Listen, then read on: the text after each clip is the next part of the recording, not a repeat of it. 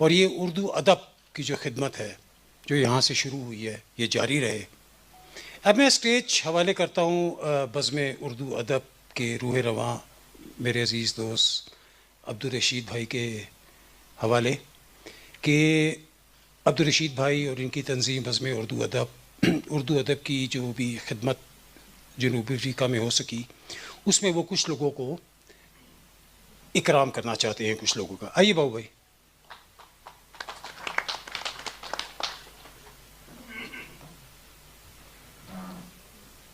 بہت شکریہ ڈاکٹر صاحب. 5 منٹ آپ کے چاہوں گا. میں تھوڑا سا بتا دوں, اردو ادب ساؤتھ افریقہ جو ادارہ ہے اس نے ایک پروگرام شروع کیا ہے اردو کو فروغ دینے کے لیے. اردو سے لوگوں کی روشنائی لوگ جان سکیں, ان کو سمجھ سکیں. اس سلسلے میں سر ہم نے یہاں کے اسکولوں میں نیٹال میں رابطہ کیا ہے کہ وہ ایڈیشنل لینگویج کے سلسلے میں اردو کو اجازت دیں, جس میں ہم 50% کامیاب ہو چکے ہیں. انشاءاللہ ایڈیشنل لینگویج کے طور پہ اردو بھی پڑھائی جائے گی, تو اس سلسلہ ہم آگے بھی پڑھائیں گے. اور ہم نے اس پلیٹ فارم سے یہ کوشش کی ہے کہ ساؤتھ افریقہ میں دیار غیر میں رہنے والے جو بھی دوست, کیونکہ اردو ہماری مادری زبان کے ساتھ ساتھ ہماری قومی زبان بھی ہے, تو ہمارا فرض ہے کہ اس کی فروغ اور اس کی تشہیر کے لیے ہم اپنی کوششیں کریں. ہم نے اپنے اس ادارے سے کام شروع یہ کیا ہے کہ جو بھی ساؤتھ افریقہ میں اپنے بہترین رویے, اپنے بہترین عمل, اپنی بہترین کاوشوں سے پاکستان کی نیک نامی کا باعث بنے گا, پاکستان کی خوش قسمتی کا باعث بنے گا, پاکستان کی جو لوگ ہیں ان کی بہتری کا باعث بنے گا, ہم ان کو اپنے پلیٹ فارم سے سراہیں گے. اس سلسلے میں ڈربن میں بھی اپنے ایک پروگرام کیا, اس میں بھی لوگوں کو نوازا. یہ نوازنے کا سلسلہ صرف اس لیے نہیں ہے بلکہ یہ ایک سمجھے کہ ایک جو لوگ محنت کرتے ہیں, کوشش کرتے ہیں, ان کو سراہنے کے لیے, ان کی حوصلہ افزائی کے لیے یہ ایک سلسلہ شروع کیا ہے. تو ایک جو ہمارا انعام ہے, میں نے جیسے کہا کہ جو پاکستان کی یہاں خدمت کر رہے ہیں, اردو ادب سے ان کا تعلق نہیں ہے, اس کے باوجود ہم اپنے ادارے کی طرف سے اس شخص کو ہم یہاں بلانا چاہوں گا جنہوں نے اپنی انتھک محنت اور کوششوں سے پاکستان کی بگڑتی ہوئی معیشت کو سنبھالنے کی کوشش کی, اور یہاں پر بہت اچھے پروگرام کیے.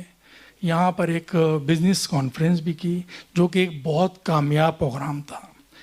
تو میں ان کو بلانے سے پہلے میں دعوت دوں گا اسٹیج پر.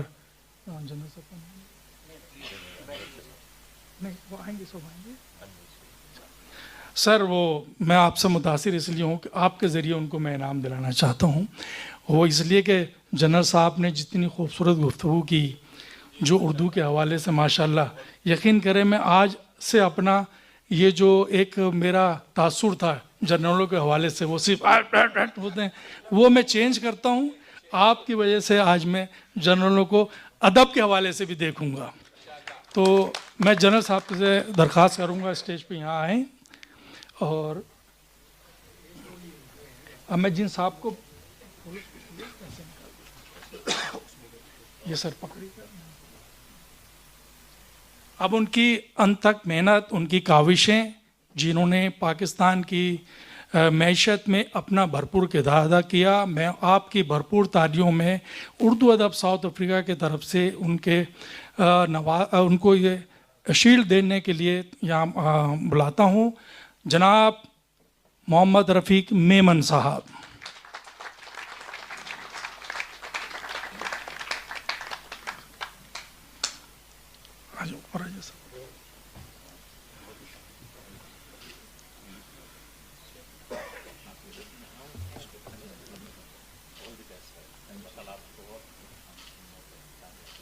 بہت شکریہ رفیق بھائی. اعوذ باللہ من الشیطان الرجیم, بسم اللہ الرحمن الرحیم. سب سے پہلے تو میں اردو ادب کی جو آرگنائزیشن ہے ان کی طرف سے شکریہ ادا کرتا ہوں کہ انہوں نے عزت بخشی. ڈاکٹر نثار بکی صاحب آپ کا بھی بہت بہت شکریہ, آپ نے یہ پلیٹ فارم مجھے مہیا کیا. اس کے بارے میں ہم بہت کچھ کر رہے ہیں, ہماری کوشش ہے. تو میں آپ کو ایک بتاتا چلوں کہ انشاءاللہ تعالیٰ ایک پروگرام ہم اسلام آباد میں بنا رہے ہیں. وہاں پر ہمارا ارادہ ہے اس وقت, اور possibility with in 1 year or 2 years time we will open a 1 dental medical college and medical institute انشاءاللہ ویری سون. یہ تو پہلا ایک ہمارا اناؤنسمنٹ ہے. دوسرا یہ انویسٹمنٹ یہ ہے کہ انشاءاللہ تعالیٰ آپ دیکھیں گے کہ with in 30 days Times we are investing more then $1 million in $1 billion in South Africa.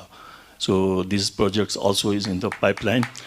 اور یہ سب کریڈٹ جائے گا ہمارے ہائی کمیشن صاحب کو, ہماری SAFC کو, کہ انشاءاللہ تعالیٰ اس کی بدولت دیکھیں یہ 2 طرفہ ٹریفک ہوگا. کچھ ہم انویسٹمنٹ پاکستان میں لے جائیں گے اور کچھ ہم نے یہاں پر اناؤنس کیا ہوا ہے. تو انشاءاللہ تعالیٰ ویری سون یو ول سی انشاءاللہ تعالیٰ ان the news papers and the bulletin very soon. Thank you very much, اور آپ کا ایک بار پھر بہت بہت شکریہ. Thank you very much. بہت شکریہ رفیق بھائی, آپ کے پروجیکٹ کا سن کر بڑی خوشی ہوئی کہ انشاءاللہ ایک قدم اور آگے. اب دوسری جو شیلڈ ہے, ایوارڈ ہے اردو ادب ساؤتھ افریقہ کی طرف سے, اس شخصیت کو بلانے سے پہلے میں تھوڑا سا تعارف کرا دوں. کچھ عرصے پہلے ایک کتاب کی رونمائی ہوئی تھی, دیوار گریا کے آس پاس. اس تقریب میں پہلی بار میں ان شخصیت سے ملا, اور ان کی آواز میں کہیں نہ کہیں کسی نہ کسی فون پہ کسی میسیج پہ ان کی آواز میں ضرور سنتا تھا, اور میں کہتا تھا یار کس کی آواز ہے یہ.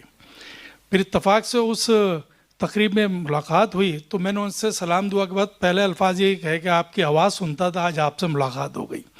تو طویل قامت رکھنے والی شخصیت ہیں. میں ان کو بلانے سے پہلے میں درخواست دوں گا اگین ہائی کمیشن صاحب اور جنرل صاحب, آپ یہاں آئے ان کے ذریعے سے دیں گے. میں جو جتنے ہی آپ یہ سمجھیں کہ جی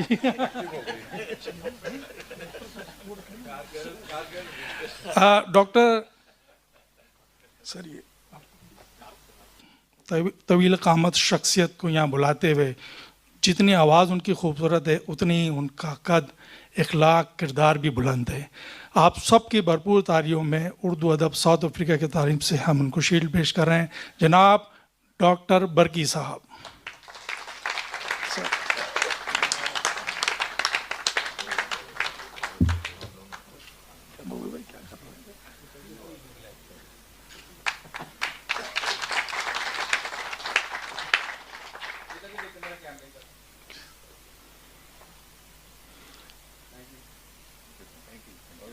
بالکل انہوں نے اتنا غصے میں کہا میں چونک گیا, وہاں جنرل صاحب کہاں سے آ گئے. اچھا, اب جو تیسرا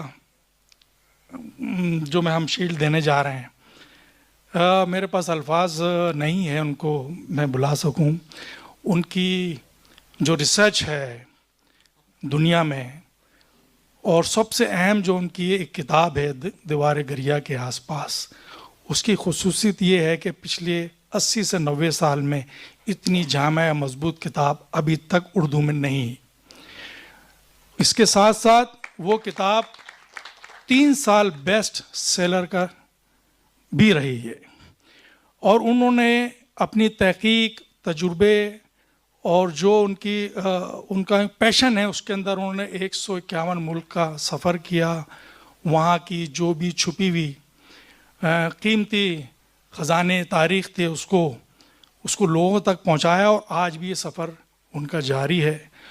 اور میں ایک بات اور آپ کے سامنے عرض کروں کہ میرے بہت اچھے استاد, میرے محسن, میرے رہنما کے طور پہ ہیں. آج میں اور مجھ جیسے بہت سے لوگ, مجھے اس پہ کوئی شرم نہیں ہے بات کرنے پہ کہ میں اور مجھ جیسے کئی لوگ جو کہ اپنی کم نہ سمجھنے کی وجہ سے قوم پرست تھے, ان کی رہنمائی میں, ان کی گائیڈنس میں ہم وطن پرست بن گئے. تو میں آپ کی بھرپور تالیوں میں ان کو بلانے سے پہلے ایک بار پھر دونوں مہمانوں کا بہت معذرت کے ساتھ سفیر پاکستان اور جنرل صاحب کو ایک بار پھر زحمت دوں گا. آپ کی بھرپور تالیوں میں ان کی گراں خدمات ہیں, دنیا میں پاکستان کا نام روشن کرنے والے, پاکستان کی شناخت بننے والے آپ کے سامنے تشریف لاتے ہیں. ڈاکٹر کاشف مصطفیٰ.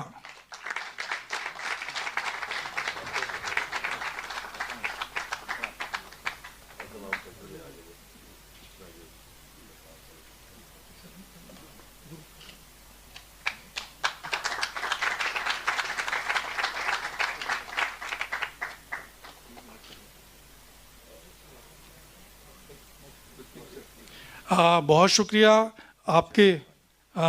اس کے ساتھ ہی ہم اجازت چاہیں گے. مجھے افضل بھائی یہاں نظر آئیں تو ان کی تھوڑی سی انقلابی شعر سے ایک شعر سے ختم کرتا ہوں کہ ہم کو حالات نے مجبور کر دیا ورنہ، ہم کو حالات نے مجبور کر دیا ورنہ ہم کناروں سے بھی طوفان اٹھا سکتے ہیں. بہت شکریہ.